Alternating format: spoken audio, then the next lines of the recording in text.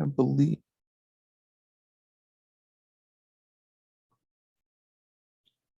Okay.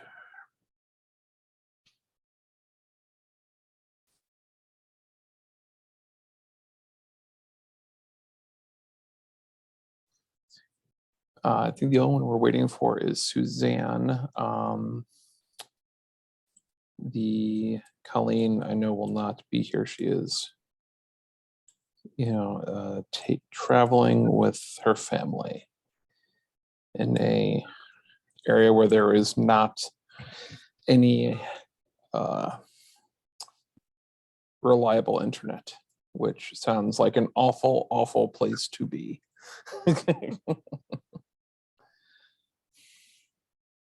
So Laura, you were just down in Missouri with your family. What happened now with all the floods earlier today? No, actually, I was in Portland. Oh, sorry. Yeah, I had been in Missouri back in May, but I'm not sure what's going on with the flooding.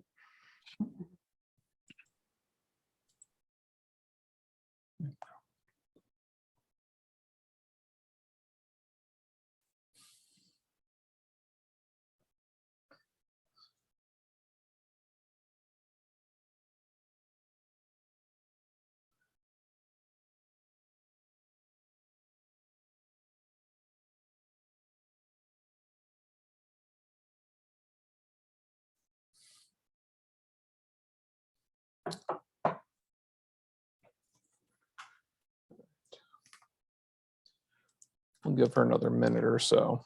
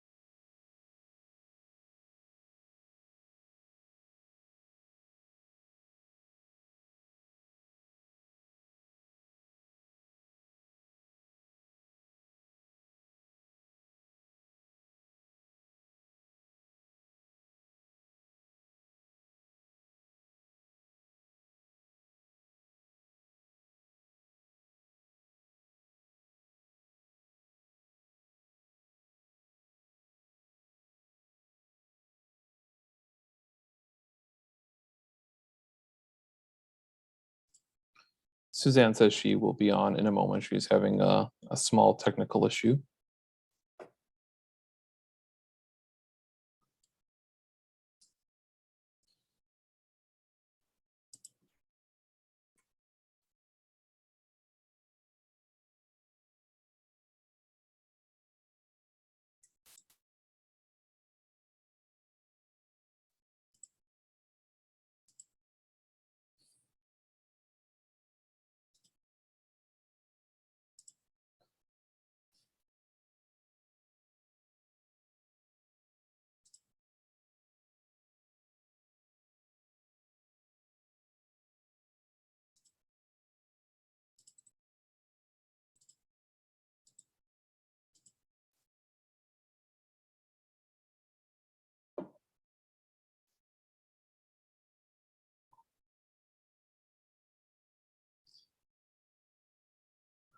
Well, we will get going on the roll call and the agenda, and we'll add her to the minutes when she is able to join us. It is 6:35, and I will call the meeting to order. I will take the roll. Christina? Here. Ted, Here. Matarima, Here. Virginia, Here. Matt is here. We have a quorum present, and pursuant to state law and executive orders and executive declarations, we are empowered to conduct a meeting virtually. Is there a motion? So moved. Oh, I'll take the second, Ted. Okay. All right.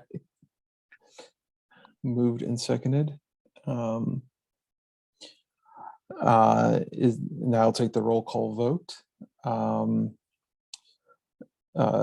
Ted, Aye. Christina, Yes. Matarima, Yeah. Virginia, Yes.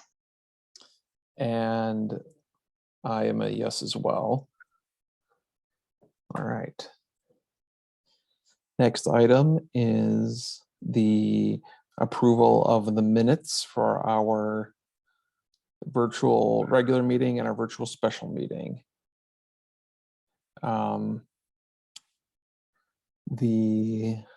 We have the minutes presented in the packet. Are there any questions or corrections?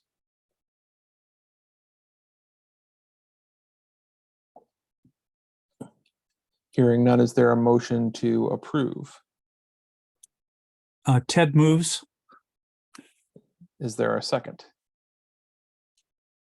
I'll second, please. Okay. It's been moved and seconded. Any further discussion? Hearing none, I will take the vote. Ted, Aye. Christina, Aye. Matarima, Aye, here. Virginia, Aye. chair votes aye. The minutes are approved. We now in public comment. I received just a moment ago an email from Rory O'Neill that he would a comment he would like read into the record, which I will, but I wanted to give any of our other guests a chance to speak if they wanted to. I know we're expecting a presentation, but I wasn't sure who of our Jim or Adam were here from Sikich, or if they were here members of the public. Hi, Yeah. I'm from Sikich. Okay. If there are no other interested parties for public comments, I will read the comment from Rory O'Neill. And I'll forward this on to Lori and Jody so that it can be included as part of the minutes as well. My reason for speaking to you tonight is to respectfully offer professional experienced advice, with emphasis on the word experienced. By far the biggest service contract our library has is for the cleaning of Main, Maze, and Dole branches. My advice to you is this: it would be a great disservice to the taxpayers of Oak Park if the contract with Alpha Building Maintenance Service was renewed. As I remember, that contract expires mid-August of this year. I would strongly recommend to you all that you should come into the main branch and inspect the floors for yourselves. I've considered the possibility that you have already come into that conclusion. Again, it would be a great disservice to the taxpayers of Oak Park if the contract with Alpha is renewed. Respectfully submitted, Rory O'Neill.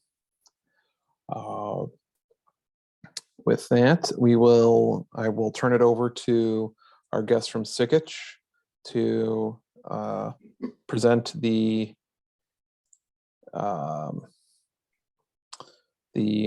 financials, the audited financial statements. Great. Thank you, Mr. President. Thanks everyone for having me tonight. I really do appreciate your time. I want to thank Lori, Jeremy, Rita, Linda, the entire staff for all of their help throughout the entire audit process again this year. Things went very smoothly. We were able to meet all of our key deadlines, get the reports out on time. So I want to thank them for that. We were virtual again this year. So things went very smoothly, being 100% virtual. So what I'll do is, like I do every year, I'm going to go through some of the highlights of the annual financial report, as well as the board communication report. And then I'd be happy to answer any questions that the board might have. So I'm going to start with the annual financial report. And I'm going to go through the table of contents just to kind of give you an idea of what's actually in the report. It's not a big report by government standards, but there's a lot of information in there. So I just want to give you an overview of what's in the financials. So I'm going to start on the table of contents. And you'll see on page 1 of the table of contents, there's the independent auditors report. So this year we had to implement some new auditing standards. So that changed the content and format of the independent auditors report. So I'm going to spend a little more time on that tonight. After that's the management discussion and analysis. I'll also talk a little bit about that. And then after that, you get into the main part of the report, the general purpose financial statements. And you'll see the basic financial statements start with the government-wide financial statements. That's the statement of net position, which is your balance sheet, and then the statement of activities, which is the income statement. And I'll wait, there we go. I will wait for you guys to catch up. The government-wide financial statements are basically the consolidated financial statements for the library. So it has all 3 funds, and it's shown as governmental activities. You don't have any business type activities. So there's just one column for governmental activities. This has a long-term focus. So it has capital assets, it has long-term debt, similar to financial statements you'd find in the corporate world. Now, after that, in contrast to those are the government funds financial statements that follow on page 6 through 9. These have a short-term focus. So they don't have any capital assets or long-term debt. It's just focused on current spendable resources, similar to how you budget. So you have your major fund, which is you can stay on the first page of the table of contents. Yep, so you'll see they have a short-term focus similar to how you budget. So there's a difference between these financial statements and those government-wide financial statements I just talked about. And there's a reconciliation on page 7 and 9 you'll see there. In the table of contents that basically reconciles you from the short-term focus to the long-term focus, how you have to get from one to the other. After that are the notes to the financial statements on pages 10 through 25. A lot of great additional information that supports the basic financial statements and should be read in conjunction with them. Now, after that is the required supplementary information, or RSI, I might refer to it as. This has a budget versus actual report for your general fund. And it has additional information on your participation in the Illinois Municipal Retirement Fund, as well as your other post-employment benefit fund or your retiree health fund. And then after that, on page 30, there's some notes to the RSI. And then the second page of the table of contents has the combining and individual fund financial statements and schedules. So this has a combining balance sheet and income statement for your 2 non-major funds. You can see the detail of those 2 individual funds on pages 31 and 32. And then the other supplemental information just has a detailed schedule of budget versus actual, detailed schedule of expenditures for your general fund. That's on pages 33 through 34. So if we move ahead a couple pages to the independent auditors report. And I'll start here on page 1 on the report. You'll see that there's, like I said, a little bit new content, a little bit different format. The first thing you may notice is that the opinion paragraph is actually on the first page, the very first section, as opposed to being on page 2 in prior years. In the opinion section, again, this year we issued an unmodified opinion, which is the highest level of assurance that we can provide to the library. After that is our basis for opinions. You'll see that we conducted our audit in accordance with auditing standards generally accepted in the United States of America. And then our responsibilities are further described in the auditor's responsibilities section that we'll look at in a second. We're required to be independent of the library to meet our ethical requirements in accordance with the pertinent requirements. Responsibilities of management follows on the very next paragraph. You're responsible for the preparation and fair presentation of the financial statements, and then maintaining an internal control structure that will allow you to present fair financial statements that are fairly presented, I should say. And then on page 2, the auditor's responsibilities section. This paragraph is new, so I kind of want to go through that. You can see it states our objective is to obtain reasonable assurance about whether the financial statements as a whole are free of material misstatement, whether due to fraud or error, and then issue our report that includes our opinion that we're looking at right now. Points out the reasonable assurance is high level of assurance, but it's not absolute assurance. So there's a chance that you can have an audit that doesn't detect a material misstatement. And then it also goes on to say that detecting fraud is much more difficult than detecting an error because you can have collusion, forgery, management override of internal controls, etc. And then finally, it explains what's considered to be a material misstatement. And that would be if there's a substantial likelihood that individually or in the aggregate, they would influence the judgment made by a reasonable user based on the financial influence the judgment made by a reasonable user based on the financial statement. Sorry. So basically, in a hypothetical situation, if the library didn't record $1,000 of accounts payable, that's not going to change the judgment of the user. But if you didn't record, say, $3 million of long-term debt, that is going to change the judgment of the user. So just in a hypothetical. And then on page 3, we'll move forward. What the first paragraph basically says in the required supplementary information is that we do some limited procedures on this information, but not enough to give an opinion.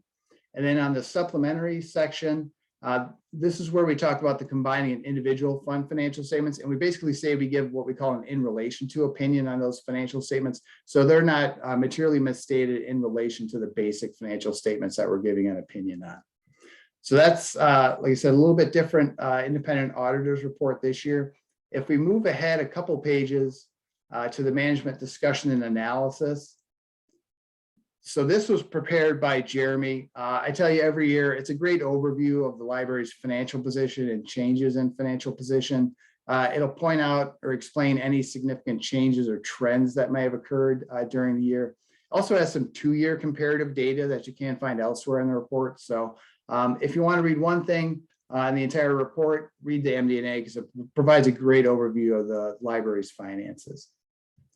Now, I'm going to talk just real briefly on page 6, the balance sheet for the governmental funds. So these are the governmental funds, the ones that have the short-term focus, similar to how you budget. So on page 6, right there. Oop. Yeah, go back just another page. Yep. So this is the balance sheet for the governmental funds. This, like I said, this has a short-term focus, so no capital assets, no long-term debt. The first column is your general fund, and you'll see the fund balance. I just want to point out down at the bottom, the unassigned, that last amount is about $5.6 million.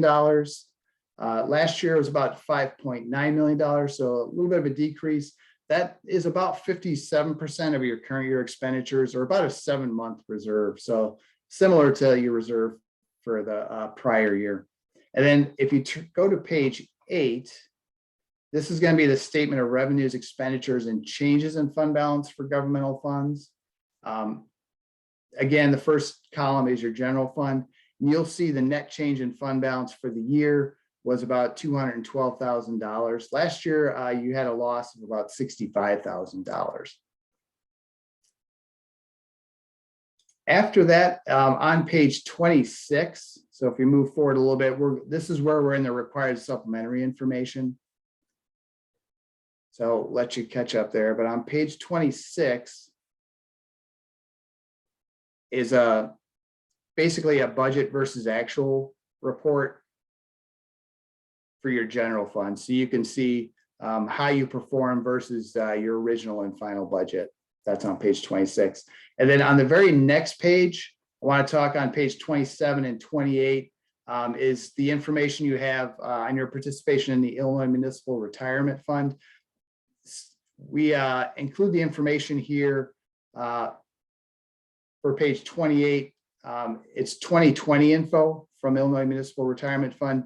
Due to timing and wanting to get the reports out on time, we can't wait for the 2021 info for IMRF. So we do have 2020 info for the schedule on page 28. Now the schedule on page 27 is the schedule of employer contributions. So this basically shows you what the actuary at IMRF says you should contribute.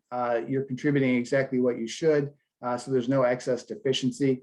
And then the last percentage there, the contribution as a percentage of covered payroll, basically shows you what your pension burden is. It takes the contributions, divides it by the covered payroll.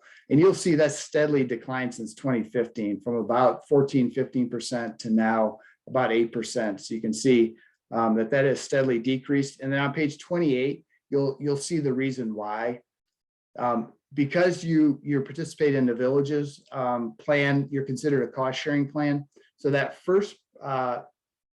very first line shows you your share basically of IMRF. So it's 23%. It's been 23%. That won't change really unless there's a material change in the contributions between the village and the library.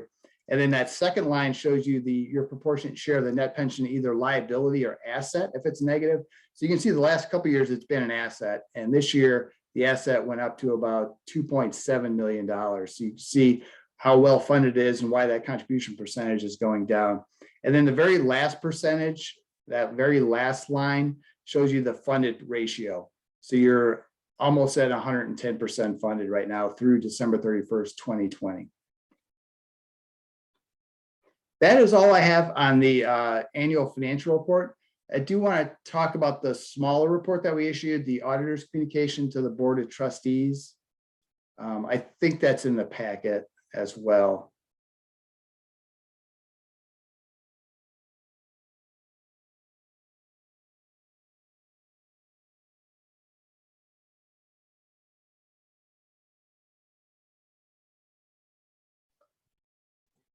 I think that was attached separately. It's not in the packet because it was password Okay. protected. Okay. Got it. Yeah, we weren't able to combine it into this packet, but the board members all received it. Okay. I'll just go through real briefly then what's in this report. And if you have any questions later on, by all means, feel free to reach out and contact me. In the auditor's communication to the Board of Trustees, there's some required communication that we have to have with the board each year. That's required by auditing standards. That's on pages 2 through 4. Again, no real issues. The communication is pretty routine this year. We didn't implement any new accounting standards this year. We didn't, like I say, have any delays with the audit or any disagreements with management. So that communication on pages 2 through 4 is pretty routine. After that, we're required to communicate any audit adjustments that we found. These are entries we found as part of the audit process.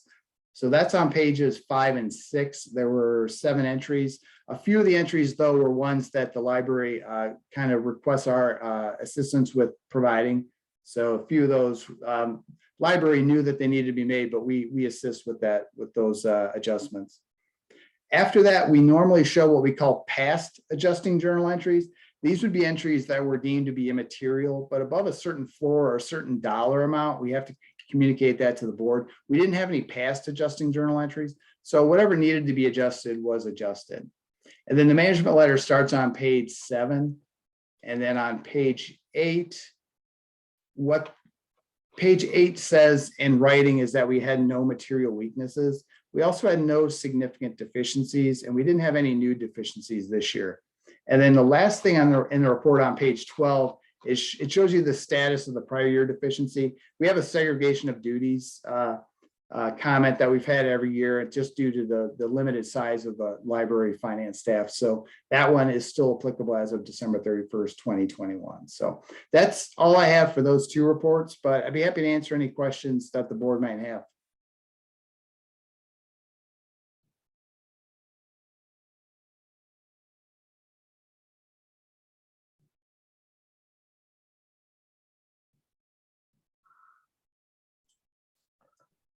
I don't have anything, anyone else. I know this is a lot to take in, especially Christina, as this is your, you just became a trustee and now you're looking at audits for documents you've barely had a chance to really kind of wrap your hands around, but it's I would say that, you know, Jim, I think is it fair to say that we are in a, you know, this is kind of a consistent report for compared to past years? Yeah, I would say, yeah, we issued the same unmodified opinion. No, like I said, there's no material weaknesses or significant deficiencies, so there's no real issues with internal controls.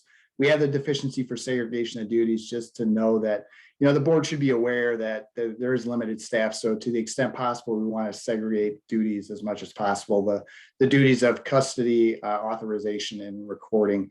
So we just want the board to be made aware of that. But otherwise, like I said, no other deficiencies. So yeah, pretty consistent. The number of AJs was pretty consistent from year over year as well too. So yep. Okay. I know you're limited in you know, as to whether you can say that this is, we're doing good work or bad work or these things. It's kind of that. So I'm trying not to make sure I don't Yeah. put that kind of that expectation on you, but it's just in terms of consistency as our work has been over the years. So because it's for certain amounts of these things, I think it's fair to say that, you know, there's not really, you know, your opinions aren't in whether or not we are in good shape or bad shape as much as we have good processes in place, correct? Correct. Yeah, that's what the board communication report basically does, is Okay. to say that your internal controls are fine. There's no real material weaknesses or significant deficiencies or other deficiencies. And then, you know, the independent auditors report is basically, our job is to say that the financial statements you present are fairly stated. Okay, excellent. All right, unless there are any questions from the other board members, I think it is fair to say your report is received and your obligation to be on the Zoom for the evening has been resolved. Thank Sounds you, good. Jim. Yeah, thanks again, everyone, for your time, and have a great rest of your night. Thanks, you. Jim.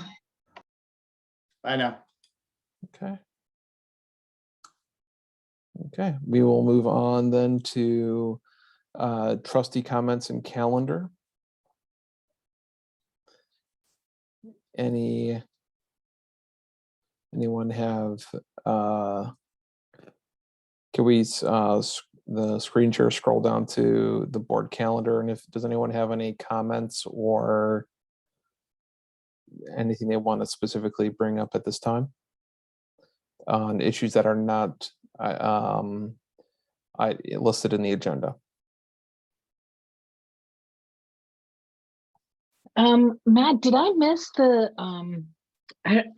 are we continuing to talk about movement to in-person and childcare options? I do believe that is on the agenda as unfinished business, the bylaw for reimbursement.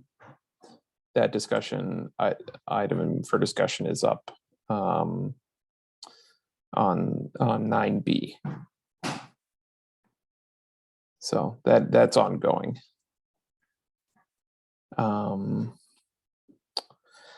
I do believe that there, regarding the calendar, there is an issue with our August meeting. I believe, Suzanne, you're not going to be available, or is it someone else? No, it's me. I have a conflict for the August 23rd. Okay. Would the 30th be amenable to everyone? I understand Colleen is not present. I'll follow up with her when she gets back. And that's the the week after that, the 23rd, obviously, but Tuesday, the 30th. Works for me. I should be good, Matt. And Works it for would me work, too. Thank you, Matt. and it would work with Ted as well. Okay. So, all right. So I think what we'll do is we'll set that as we'll reschedule that tentatively, obviously, double checking with Colleen to make sure that that works for her. But I do believe school will be back for D97. So there is incentive for those of us with children to be in town that week. So, okay. So, yeah, I'll follow up with Colleen and when she returns from her trip, and we'll send out an email verifying that change. Is any other board comments?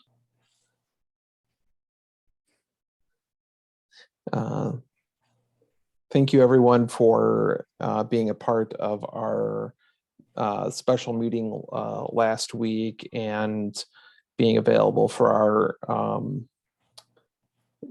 our special ones next week. I know, Virginia, you will not be around and for those, but we'll make sure to get you the material for those sessions so that you can have that as we move forward. I may try to be in listen only mode for the one on Monday. I'm not Okay. 100% sure. I'd prefer to at least listen while it's happening than have to go back and recap, but I'll be off screen either way, but Sure. hopefully I can Monday. Okay. Okay. Then we will, with that, we'll move into staff reports, our strategic priorities.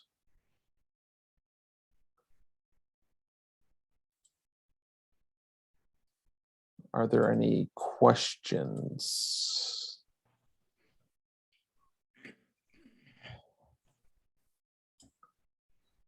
Related to strategic priorities? I was looking at which part was this? This is on page 65. So I'm just curious because it talks about like prioritizing BIPOC, LGBTQ, and disability categorized books, but then it talks about not breaking down that BIPOC. So I wonder, is that something that the library is considering doing, or like, is it just an issue of logistics or what? I'm not sure, Christina. I'll have to follow up with Barbara Fitzgerald, who is the manager of collections, and get more info. Although Elizabeth is on this call too. Elizabeth, do you have an answer for this? Hi everyone. Not really. I'm sorry. I was not. I don't know all details right now how we are able to assess and evaluate. So we will ask me and Barbara and get back to you. Yes, they'll be at the August board meeting. They're going to present on the strategy regarding newspapers that was brought up at the special meeting. So they'll be sharing a report of that direction and available for Q&A, and they can answer questions about this at that meeting if you'd like. Yeah, I think just in general, like my other comment would be around the core use, because I was looking at that as it fell into the part of the strategic plan too. And I just wonder, like, when I think racial equity, I think about the importance of disaggregating data. And so thinking about like, could we disaggregate core use statistics to kind of see which demographics are taking the most use of the library, or maybe you collect that, but it just doesn't show up in this report. we don't collect demographic data basically, and at this Okay, moment, and we are not able to report if we don't have specific data. got it. Okay.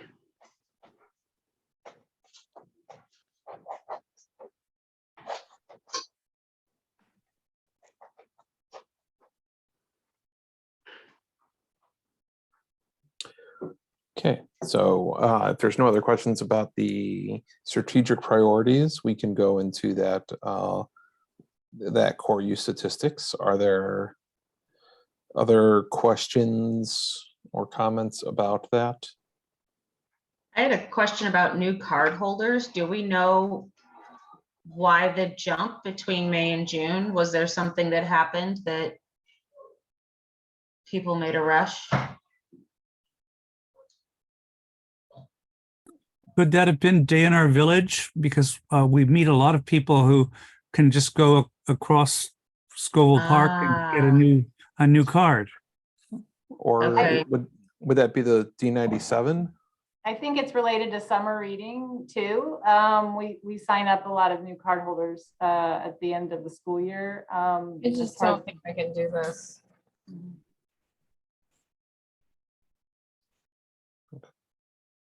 Okay, thanks.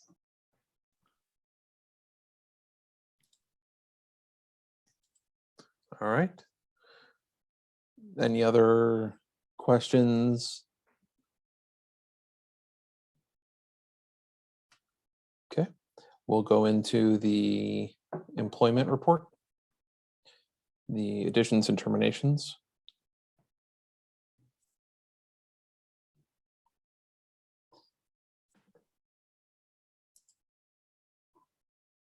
Any questions regarding that?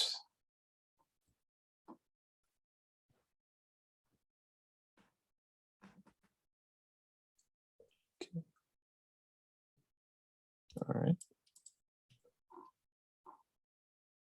And we can go, we have the staff changes. We can go into our financial reports. Yeah, Jeremy's on vacation, so if you have questions, I will have to take them down and have him get back to you. I don't think I can answer the financial, well, maybe I'll try, but we'll see. If you have, let me know.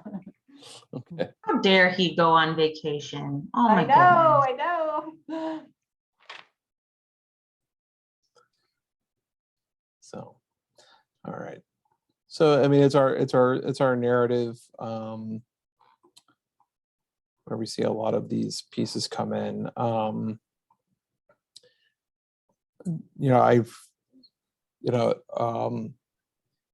There's been, I think we've all probably seen in the letter from Ali El-Safar, the township assessor, regarding the tax bills.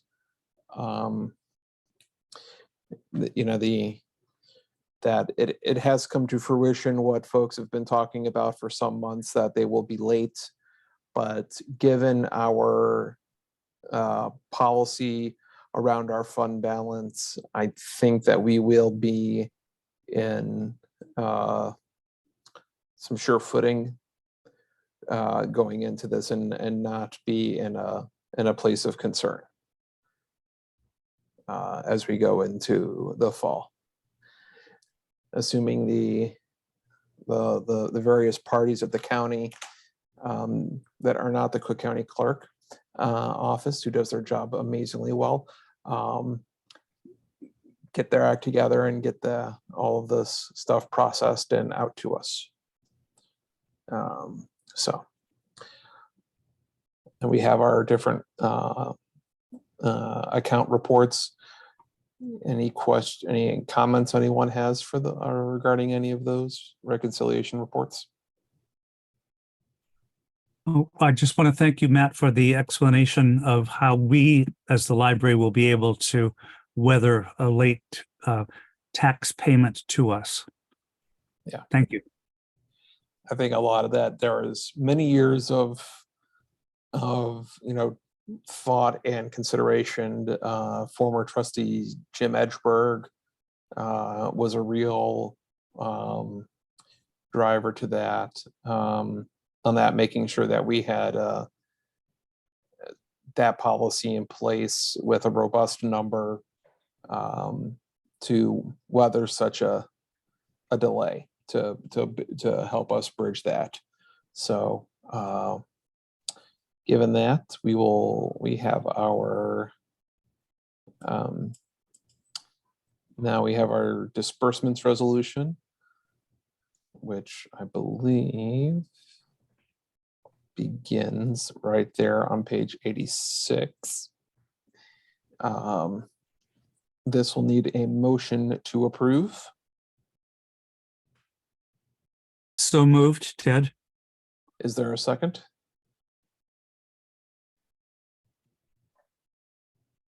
I'll second. Thank you, Matarima. Are there any questions about the disbursements journal? Hearing none, I will take the roll. Virginia, Yes. Ted, Yes. Christina, Yes. Suzanne, Yes. Matarima, Yes. and I'm a yes. The resolution is approved. Now going into our additional reports, iGov. We did not meet for July. Neither did COG, and neither did the ILA Advocacy Committee. Planet Green. I was not able to make it, and I'm sorry, and Jeremy was also not able to make it. So we just had to bow out on that meeting. So I don't know what happened. Okay. And the Friends don't meet again until August, but I'll give you a book fair update. We had our last day accepting donations on Saturday, and we have exceeded expectations on how many books we've collected. We're kind of overwhelmed, actually. Russ Glidden, who is the president, is very happy. He thinks we'll have plenty to sell, and then probably plenty left over to donate to another agency. So we're doing our best to figure out how to stage the fair, and we're anticipating a lot of people attending. And right now it looks like we'll be using the veterans room, the community space, and some of the second floor, so that we won't interfere with the art gallery sculptures, which are in there now. And if you haven't seen, they're just gorgeous. We don't want to create any chaos around those sculptures. So we're by the seat of our pants, but we're going to do this thing. And yeah, so I'm looking forward to it and seeing what comes of it. Okay. Thank you. Moving on to unfinished business, our executive director search.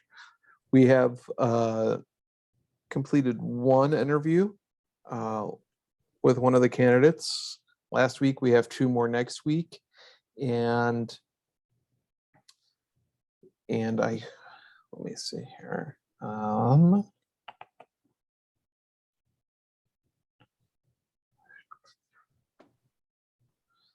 Let's see here.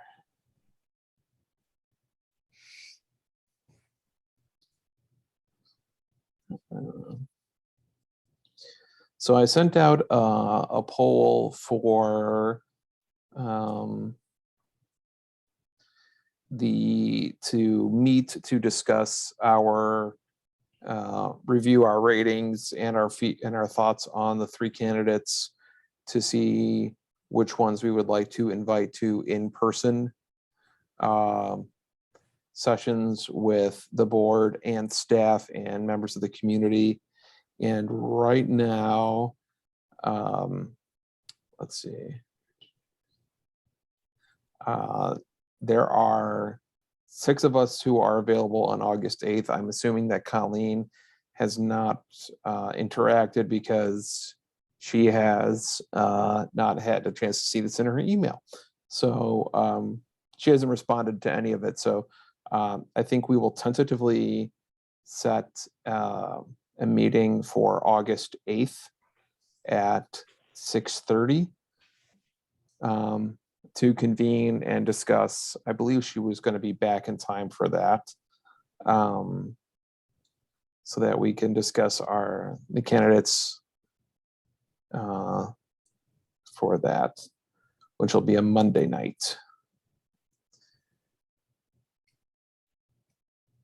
And I'll work with Lori about getting the agenda and the Zoom set up so that we can have that. So hopefully we'll be able to have some, good discussion about the candidates and our next steps in this process, and hopefully get them out by before our August meeting. So Lori can get back to her old office. You're reading my mind. So is it at that meeting that we'll discuss, like, because I saw you said something about staff meeting too, so that would be, we're going to talk about that on that meeting. Is that right? yeah, that will be when we'll kind of discuss who we want to bring in of the 3 for an in-person session with the board. And during that trip, that person would also meet with members of the leadership team, some of the other staff, and we'll do some kind of stakeholder, community member meeting with the candidate as well. And then the last time we did an executive director search, what we would do is after our board interview, we would go and have a meal at a restaurant with the candidate and just talk. No library business, just, getting to know them as a person, having that conversation. We'll figure that out. Maybe we'll have a restaurant cater in food and have that at the library. And, we'll kind of discuss amongst the board what we feel most comfortable doing if we want to pursue something like that for this round. Matarima, you have your hand up. Yeah, I was wondering if Christina was speaking maybe to the email that we got from Billy.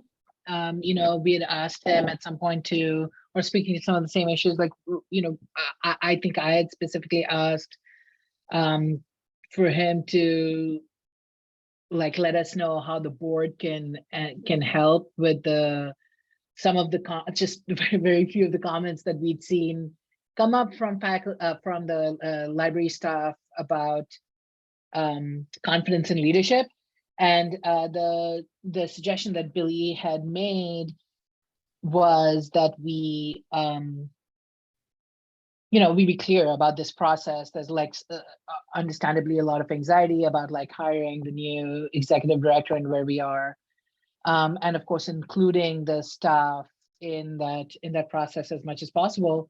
So I think I heard Matt, you say that there is the opportunity to meet with staff. I'm wondering about, that we can make sure that actually, we're on point on that, but also the second aspect, which is communicating where we are in the process and why it is taking longer than we had anticipated.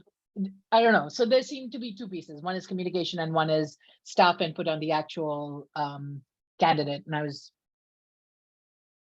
wondering if we can talk about that a little bit. Sure. This is a perfect time for that.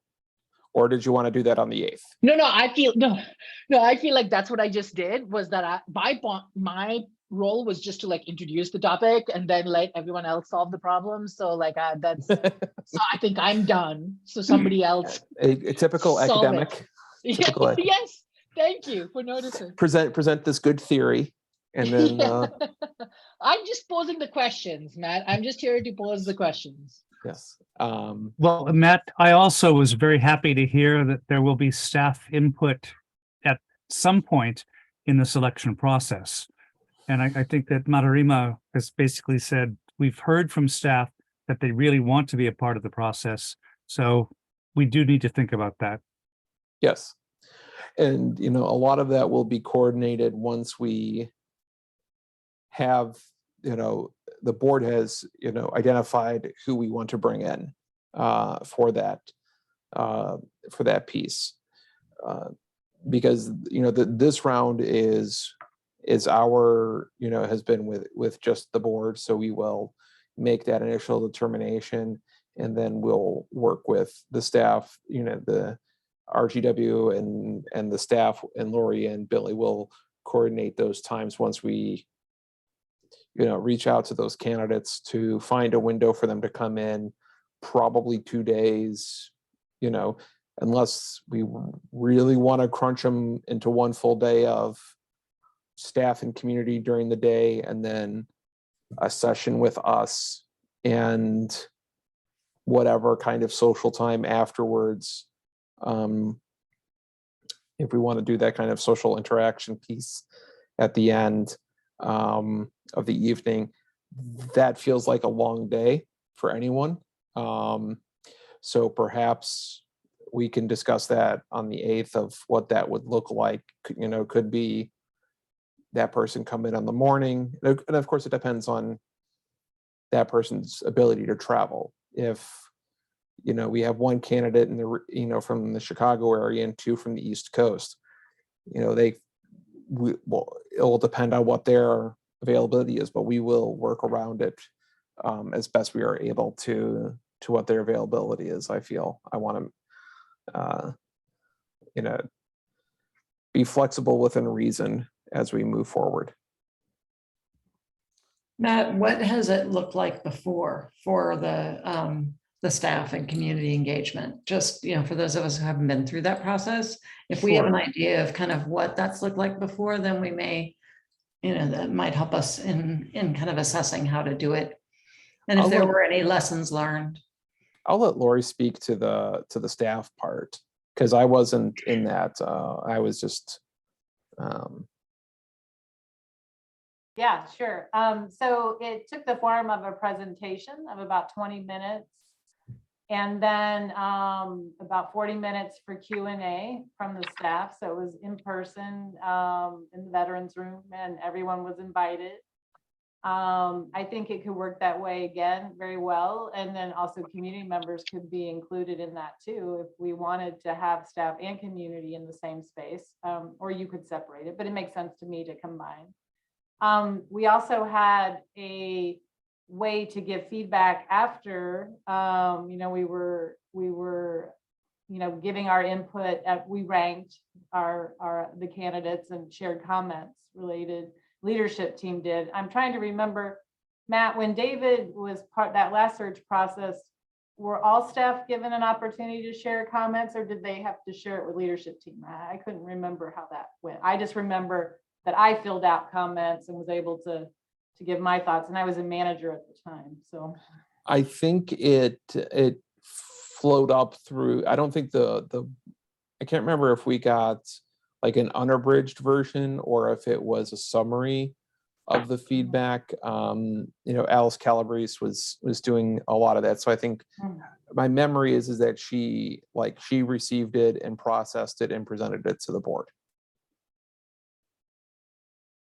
Yeah. And Jody included that Stephen was suggesting that the anti-racism advisory team be invited to the staff presentation also. So I think that's a good idea.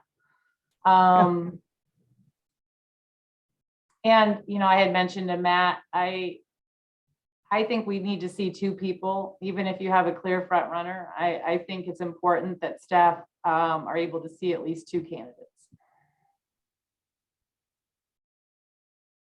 Okay. Yeah.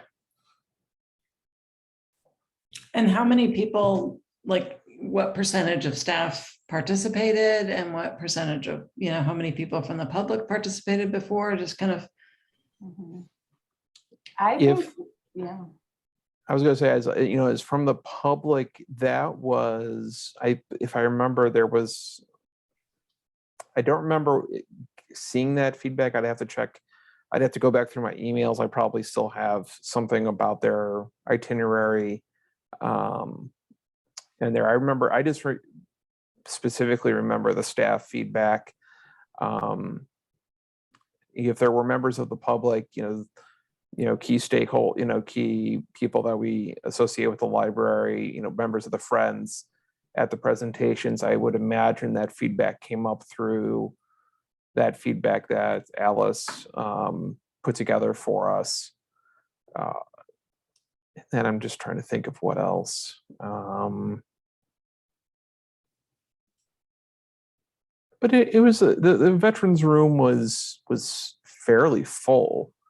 Was pretty full for all of the presentations, if I remember correctly. Even the guitar player. So yeah. So we'll see. I think it's, you know, we'll have to take into consideration, you know, with you know, health conditions, what the options will be and how many people we want to have in the present, given everyone's comfort level. But I do think, and you know, an in-person, you know, for that will probably be the way we go for bringing someone in. Will we have hybrid with virtual options or just in person? Well, I think given the level of technology, I think we can discuss that on the 8th, you know, more. But I think I wouldn't be opposed to a hybrid, given the level of technology that we have now installed in the veterans room. We have that ability to make, you know, to share that space with others. You know, we have that, you know, that we have that audio visual, you know, installation there. Thanks in part, Senator Representative Ford. Yeah, and you know, I just think that's important to think about because it does help with access for people with disabilities and people with, you know, compromised immune systems, and you know, depending on what's happening with the numbers. And given that, you know, we'll be asking candidates to be dealing with a hybrid situation and the extra efforts and all that, I do think breaking it up over 2 days would be a more comfortable arrangement if possible. You know, we'll have to see again, but I do think trying to do it all in 1 day does sound like a bit much. So, yeah, and when we can, and given, you know, who we want to bring in, that could very well depend on what their availability for travel is. If, you know, depending on, you know, if we're bringing in 2 people, at least one of them will be from the coast. So we'll see from there.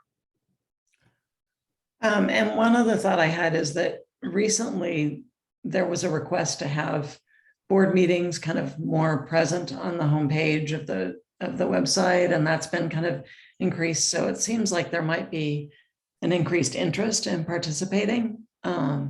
So yeah, that's something to keep in mind for this process too. Yeah. Is to kind of have it in that, follow that same request kind of pattern. Sure. Set it up as a as a webinar or something that so that I know that there were recent events with certain groups that had people Zoom bombing, which I didn't know was still being done by angry people, that we can control the access to comments and control of the screen for that. So we'll have to be mindful as we move into that portion and make that part of it public. So Yeah. When, Oh, go sorry ahead. if Oh, sorry, it's Suzanne. Katrina, isn't it? I was gonna ask, so I came in the middle of this search. So I guess I'm just wondering, was there ever like a passive kind of collection from staff of like what they are looking for in an ED, or like any type of survey or collection on that? No, I'm just curious. I'm just wondering if there's more opportunity to get a sense of what staff are looking for as well. I know it's our job, but I just want to be cognizant of this is your boss. And I think too, like what I've heard from some folks is like feeling like they don't know what's going on. So just making sure that we're communicating like where we are in the process. So even if it's just like vague and saying that we are going to have this meeting that will be open to the public and open to staff sometime in the fall, like I think putting that out there would be appreciated. sure.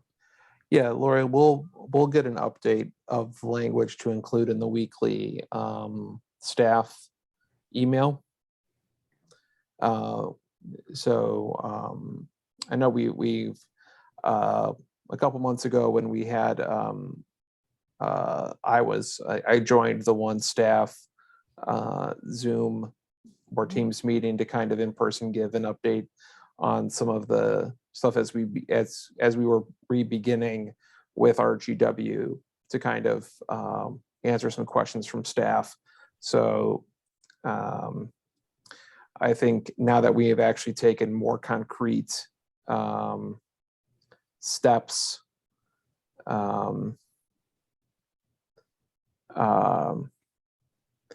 in making those moves towards this in this process, I think it probably is a good idea to I can provide some language to be included in the weekly staff communication so that they have a better sense of, and not make them sit through our YouTube of posting of our meeting to hear where we're at. Great, thanks. So I thanks Christina for bringing that, because that was the second piece that I wanted to make sure that we didn't forget about, which was communicating where we are in the process to staff. And I know that we said that we'll talk about this on the 8th, and I don't want to anticipate that conversation, but I did want to say that given that we've only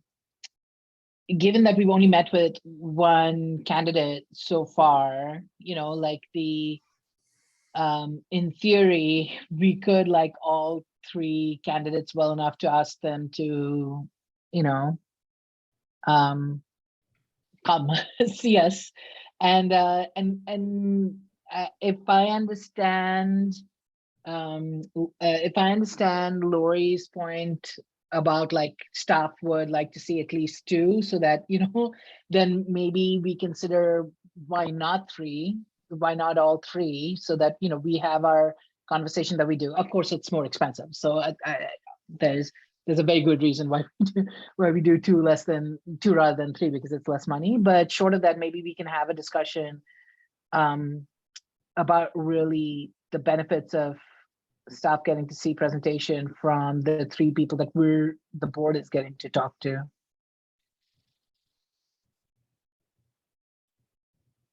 Yeah, I think everything's on the table when we meet on the 8th after we've heard from all three. Okay. I don't see a reason to limit our options before we've even heard from. We've only heard from one. Thanks. Okay. Sounds good. All right. I see that Jody mentioned in the comments that the all staff meeting is September 9th. So it's the day after we meet. No, we're meeting August 8th. Oh, right, thank you. Thank Hopefully you very much. hopefully by September 9th, we will. I just did a little glitch there. That's Brain okay. glitch. Sorry about that. I was just thinking, should we anticipate so that we send something? Never mind, we got a whole month.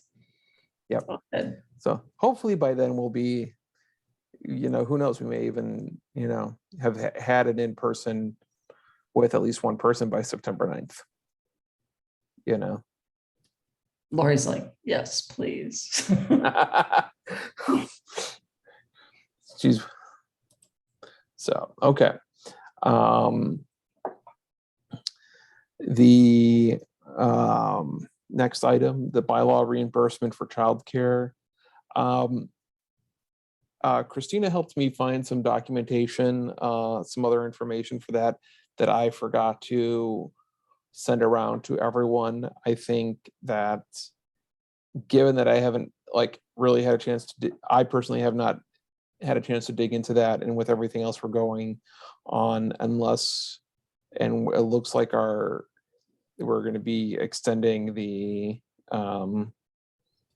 Zoom, the emergency declaration to allow us for virtual meetings at least one more month. We are comfortable with tabling this until next month, when I can get some more information for that, if that's okay with everyone.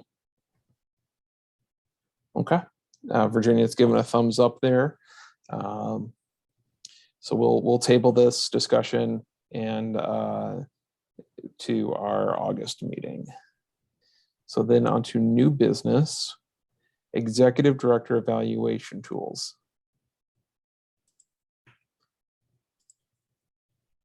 So back a couple days ago, we had Lori sent out some additional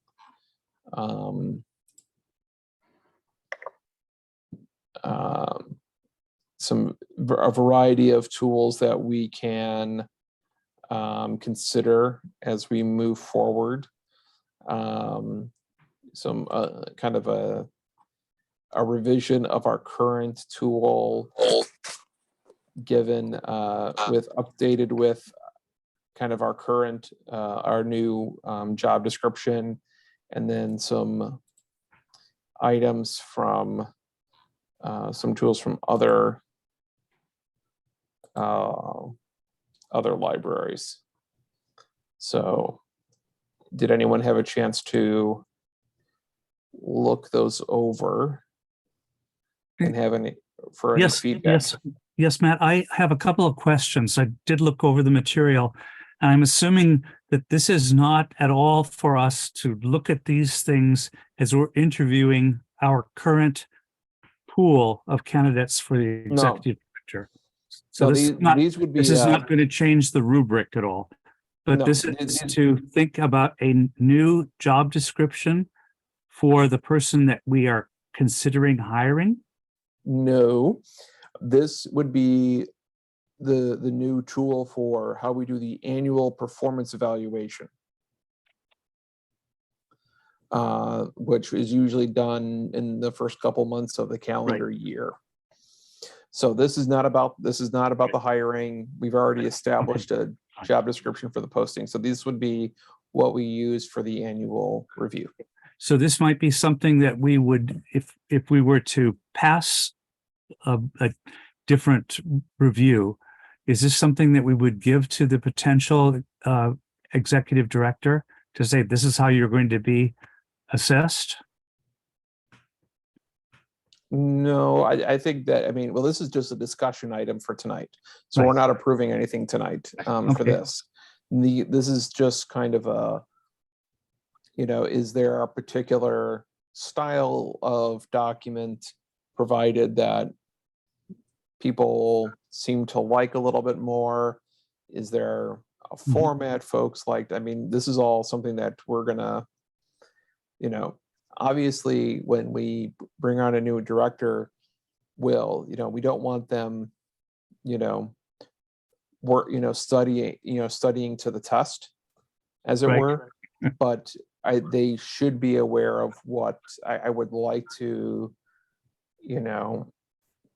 have, obviously we'll have to use something for their evaluation in the new year, but also given the fact that if we do that in the new year, they'll be on the job for 6-7 months. And so it'll probably just be a good check-in and may not be a full evaluation for them when we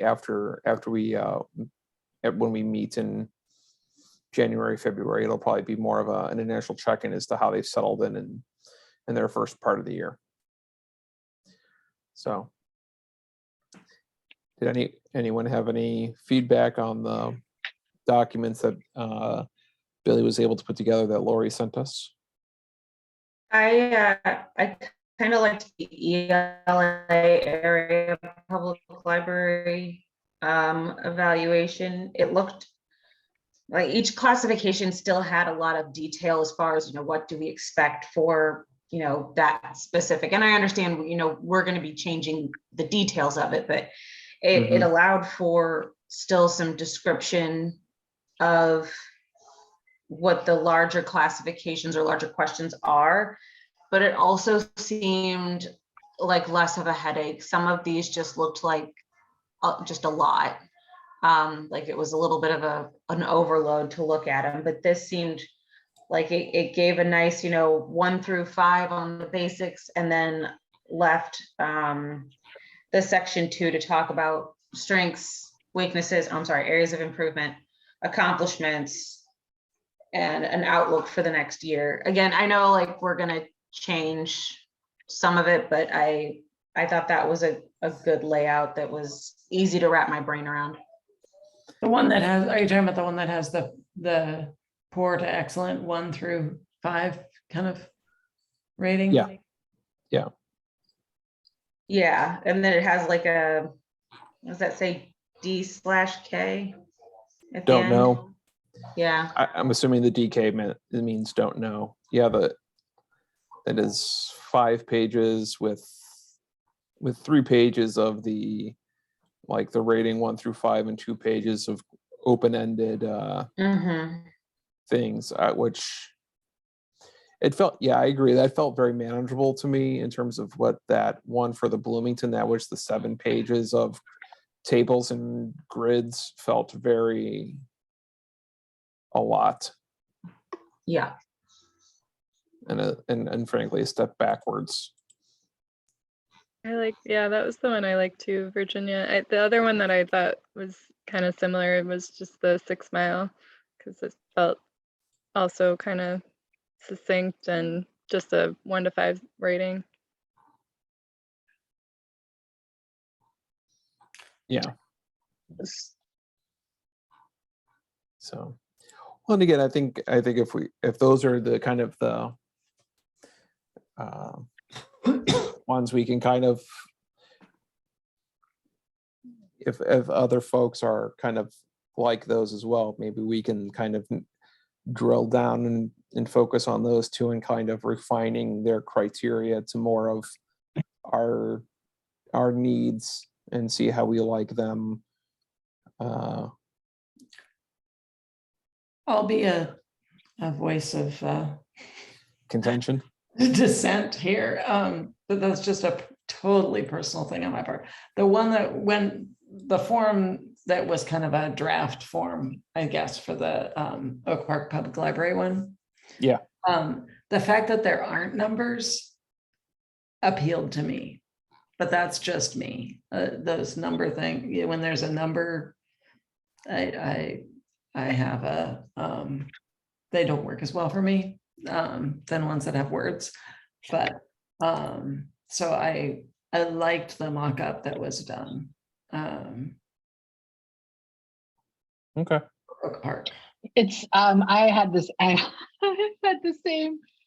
same responses, and I was like, actually, I kind of like what we had. Like, I liked I mean, but then that's what we do, right, Suzanne? We deal with words. So I just, Right? Like numbers, yeah. I mean, numbers are fine, I guess, but like, but seriously, I did like the way that we had ours structured. I also had a question about, I mean, and I just had a question about like, how do we know? Like, how do the 7 of us know about things like staff? Like we could hear complaints, but how do we evaluate? Like we can see if somebody's here at a meeting, and their participation here, but there seem like criteria that are on here that are very important. Like obviously an executive director, their efficacy or whatever should be considered in terms of how they deal with their staff, but like, how do we know? And that's always been a question, for the board. That's always kind of been a hang up when we do our evaluation, is that kind of how they interact with staff. How do we know unless we're hearing complaints, sort of thing? And it's always been a challenge, and it's always been one of those ones where, is that something we can even really assess them on?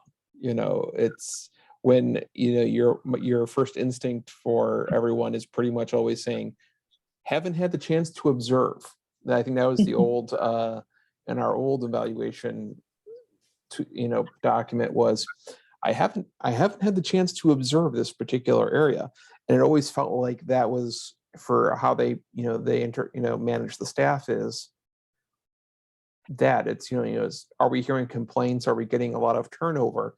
How else do you gauge directors' performance in that area?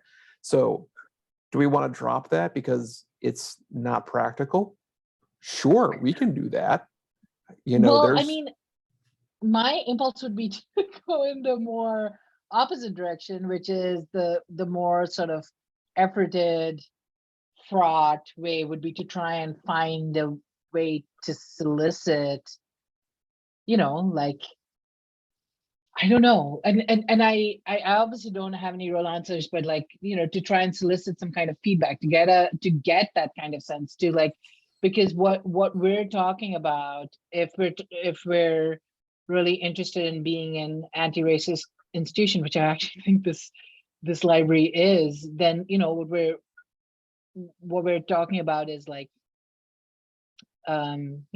changing some of those hierarchical structures. So it's still our responsibility. I'm not trying to absolve us of that responsibility, but maybe our responsibility includes like soliciting some kind of comprehensive feedback. I don't really know off the top of my head, because everything that I'm thinking of, there are potential complications with that, but we have a little bit of time maybe, and maybe we can think about what that means, or what it means to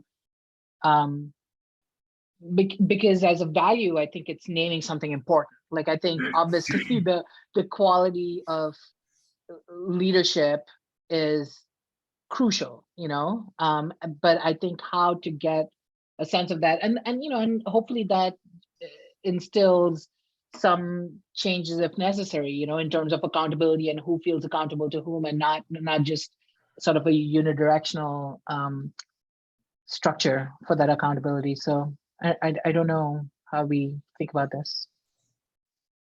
Sure. I'm just here to pose questions, man.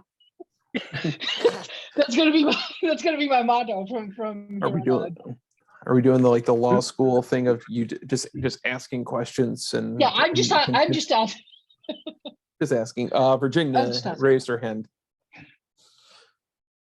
Yeah, well, and Billy's not here for us to like pick his brain and ask, but maybe Lori, there is I want to say quarterly questionnaire that goes out to staff asking how they feel about basically everything. I don't think we get into the granular, how do you specifically feel about the executive director? But if I'm remembering correctly, there are questions about like, how do you feel about leadership? How do you feel about being able to approach leadership? How do you feel leadership is treating you or encouraging you? So it may be, Madrima, to your point, it's not that there's not a mechanism, and it's not that the question isn't being asked. Maybe we need to ask it more explicitly, or ask Billy if that's something that we can ask more explicitly, and if we're able to get the feedback. I know with that being an item coming from HR, we may be limited in what we're allowed to have back. As far as, you know, who said what about what. But I think there is a mechanism for us to ask the staff these questions and get feedback on a fairly regular basis, at least, you know, 2 or 3 times a year before we do these evaluations. Yeah, I think that's true, Virginia. And Billy will be back in August because he has a couple of other items for the board agenda, so he could answer questions. He'd be better positioned to tell you the specifics, but we do have mechanisms built in already that could maybe capture that ahead of your review process. So. And that I think, wasn't that what we were responding to? Like, one of the reports was what we were responding to in the first place when we were thinking about like the source, or maybe of some of these comments. I also think that that's a good reason to think at least of a combo, if not, I mean, if people really like numbers, I actually like numbers. I don't want to come off as anti-math, but like if people like numbers as, you know, as an evaluative whatever, I think that's, I'm just saying that I think that a combination at least would be able to speak to a lot of qualitative responses that we might get from the tools, Virginia, that you're talking about, that we already have in place, that will let us like think about them or contemplate, like we could take those a little bit more seriously if then the sort of evaluation as an output also skews verbal.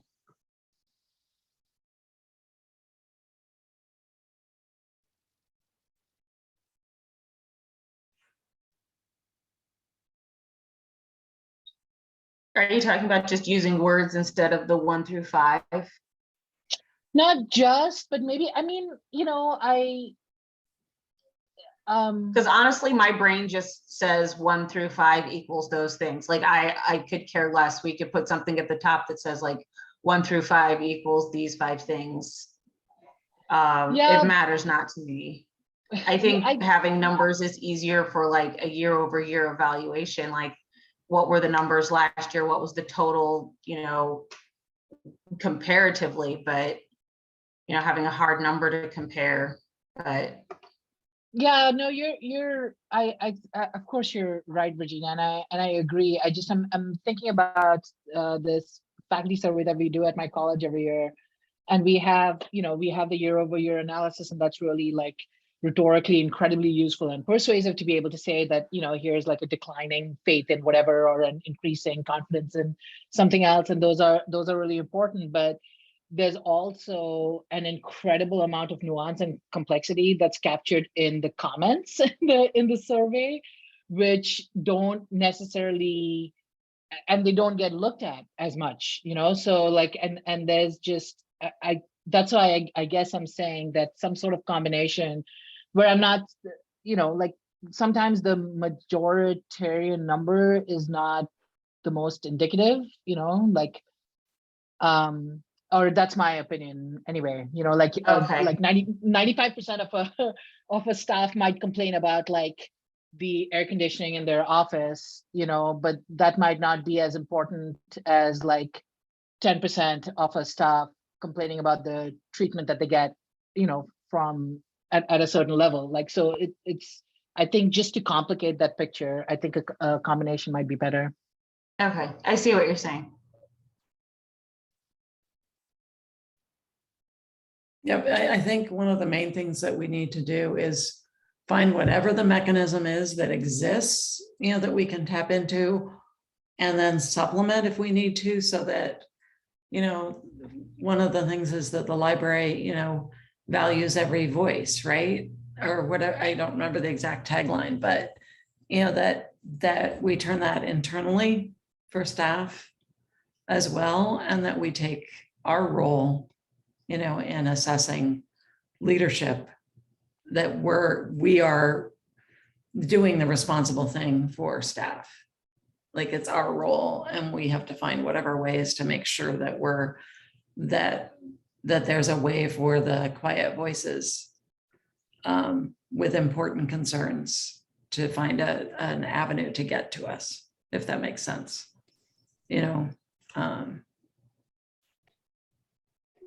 This introvert wholeheartedly agrees. No, I completely get what you guys are saying, that maybe sort of the 1 through 5 comes from us because we're going to have a pretty robust discussion around it. But as the staff is looking at these things, maybe giving them a little bit more leeway with some narrative might get us more of the information that we're driving for.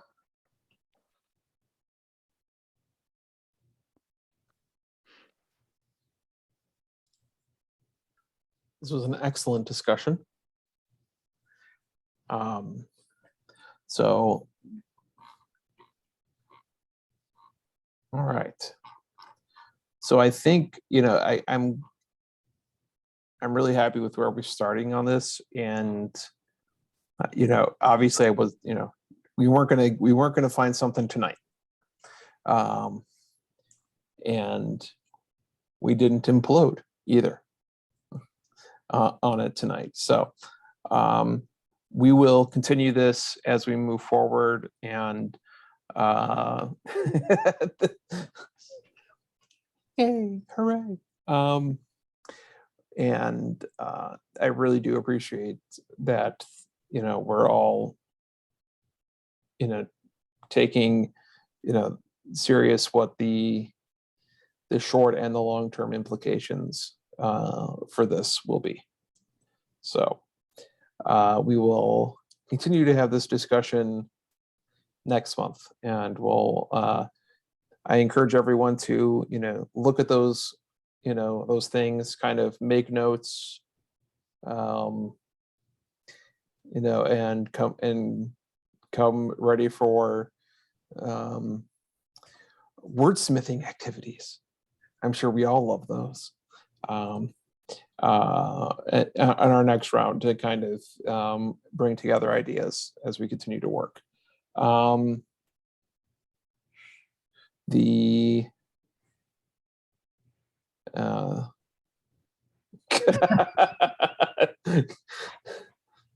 Yes. Well, you know, assuming the committee all looks the same, works very well.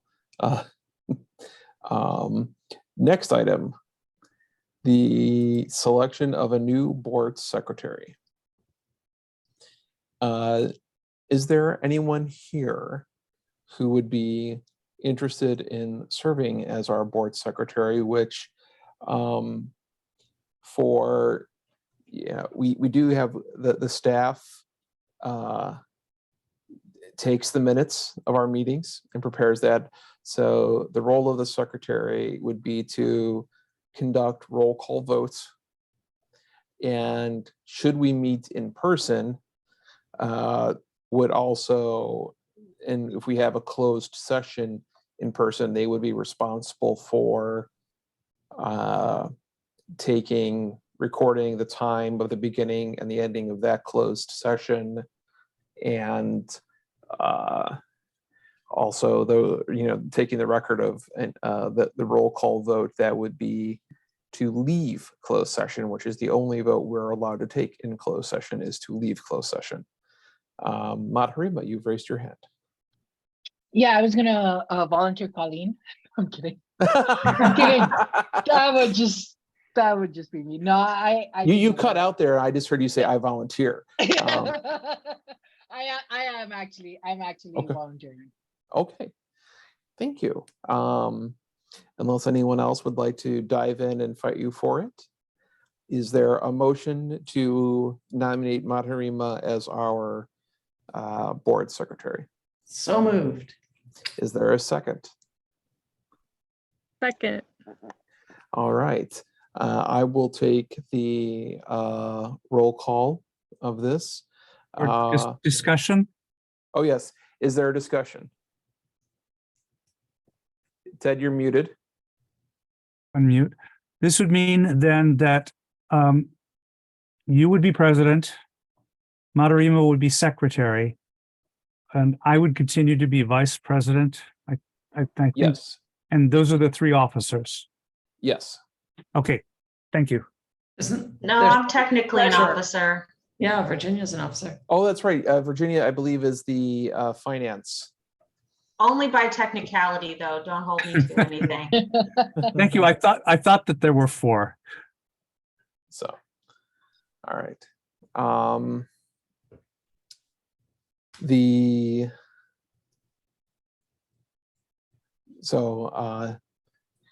If there's no further discussion, I will take the roll call vote of on the naming of Matarima as our board secretary. Suzanne, Yes. Christina, Yes. Virginia, Yes. Ted, Yes. Matarima. Do I abstain?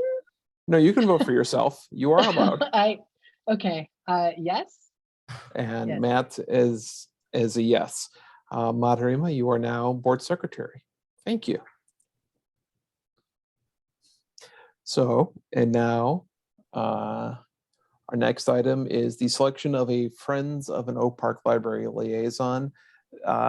This does not need to be done by board vote, but this is just someone who would like to serve as one of our representatives to the Friends of the library, to attend their meetings and report back to the board their actions, as well as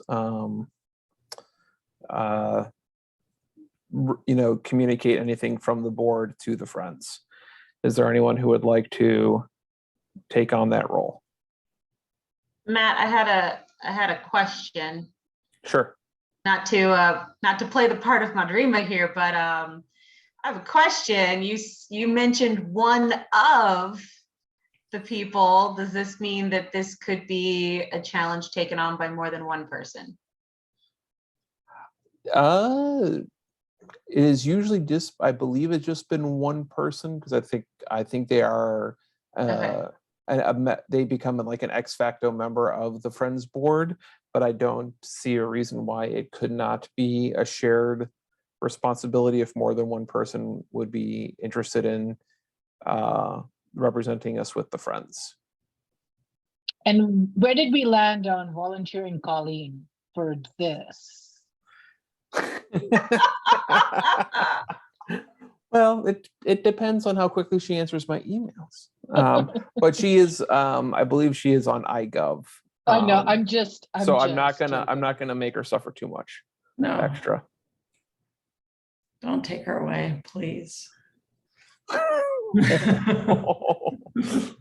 So, well, this is not something we have to vote on tonight. So if anybody would like to think about it and let me know, it could be after this meeting, and or if you want to have questions about it going forward, we can have that. I can make that decision and appointment another night.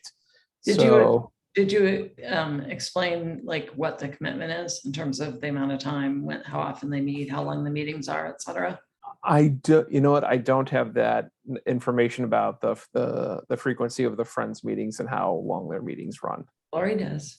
Yeah. I do. It's every other month. I'm pretty sure every other month. And no, quarterly. Because they had a May meeting and then they have an August meeting. So that's quarterly, right? And then they start at 7:30. They usually go an hour and a half. So that's perhaps the least commitment of all of these sorts of commitments compared Probably, yes. to these other ones. Yeah. And there's usually the director or Jody has gone along too. So there's usually a staff member. If a board member can't make it, there'll be somebody. Oh, Jody's got the schedule. All right. She put it in the chat. And then there's also, I believe, usually like an annual meeting, which I'm assuming is one of their regular meetings. So let's see, January, March, May, August. August is usually kind of their one, the one that they do is kind of like the summary of the book fair one kind of thing, I think. But we'll, as I see here. Yep. So I'll let folks think about it, and you can follow up with me after the meeting if you're interested. So we have some time before we have to have someone showing up there from the board. So, okay, we'll move on to 10D, our approval of our non-resident library fee. And this is something we have to do by state law. This is required, and it is a calculation that we provide based off of our budget and our population, and that fee is determined by that. And this is the a calculation that is also set by the state. And the question's been come up before is like, how many people ever get this? And it's been years since anyone has applied for one. I think with us, I don't think anybody, last time I think this question came up, no one could remember the last time it happened. It may have been the 90s, but also there's an issue where I don't think that anybody, it's going to be very hard for someone to be qualified to request one from us, because part of being able to do this is that they have to be in like basically an area adjacent to us that is not served by a public library. And we are surrounded by public libraries. And so this is something that really kind of applies in more areas where there's like unincorporated parts of the county, and areas where they, in other parts of the state that are a bit more sparse and rural. So we still have to comply with it. It's a number we can't control, but no one really ever asks for one. But there it is. We still have to approve it. I must say, Matt, though, I find this very useful when I'm speaking to other households in Oak Park, and I say, you better use the library. Do you realize that the average household's tax burden for the library is $431? That is certainly a way to phrase that. If there's any questions, is there a motion to, if there aren't any questions, is there a motion to approve our non-resident library fee? I'm going to So do moved. the Madarima. Can I do the quick Madarima question thing? It's Yeah. now. But there's nothing that we can volunteer Colleen for. I don't understand. So I get that this is this really doesn't pertain to us, and it's something for downstate and all that. But the one thing that popped into my head was the idea that that some libraries are allowing people who hold cards in other libraries to check out digital, so that if there's states that have, where books are not available, as we face that, this would not come into play there, right? With that, No. we would, okay. That was the only thing that popped into my head, is just, is this something that's never happened before that might, because of the current environment that we're in? But it seems to me that would be more where we would just have people who have a library card somewhere else, right? Yeah, I would believe so. We would have to, I think we'd have to examine that. But yeah, there is specific qualifications in the state law related to this particular item. Right, and as I recall, last time we did this, there's nothing we can do about it. We just pretty much have to approve it. Yeah, it's kind of silly. It's one of those ministerial things where, you know, what we have to, because they tell us we have to. Right. Can we, I actually, obviously this is, you know, I've been on the board for a year. So last year when David presented this was the first time that I heard about it, but I thought it was fascinating. And I was wondering if we could go, just like really quickly go over the fact that we're talking about like how already any public library in Illinois, we have a reciprocal relationship with. So like anybody, you know, so now nobody who already has a library card with any other library, I think in Illinois would need to apply for one, right?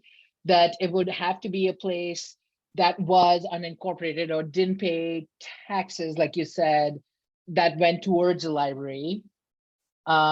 And that it would have to be neighboring, because the law is that if you wanted a library card, you would go to your closest, the closest library to your unincorporated area. I feel like, was it Jeremy last year who mentioned the areas around us that might possibly be? I can't remember. Yeah, Like- I can't remember the closest one, but basically you'd have to go through like 5 communities to get to the nearest unincorporated, you know, Right. area near us. So yeah, it's one of those things where it is a law that, you know, encompasses the entire state, because it is the best way to structure it, even though a substantial portion of municipalities doesn't really feasibly apply to. I just think that's fascinating. So, is there a motion to approve? So moved. Is there a second? All right, moved and seconded, seconded by Virginia. Will the new secretary please take the roll call vote? Yes.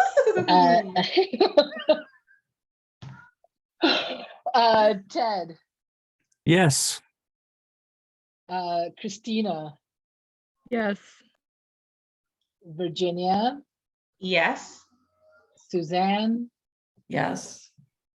Matt, Yes. and Madhurima is a yes.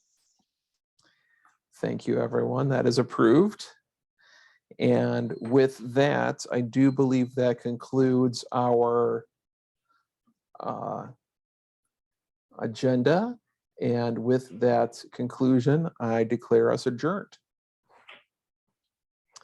Thank you, everyone, and we will be in touch, and and see you next Monday.